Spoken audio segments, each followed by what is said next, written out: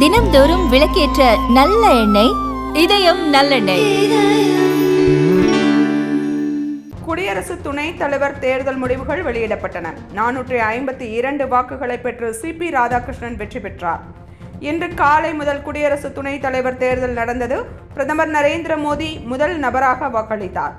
மொத்தம் 780 வாக்குகள் இருக்கும் நிலையில் மொத்தம் 767 வாக்குகள் பதிவாகின.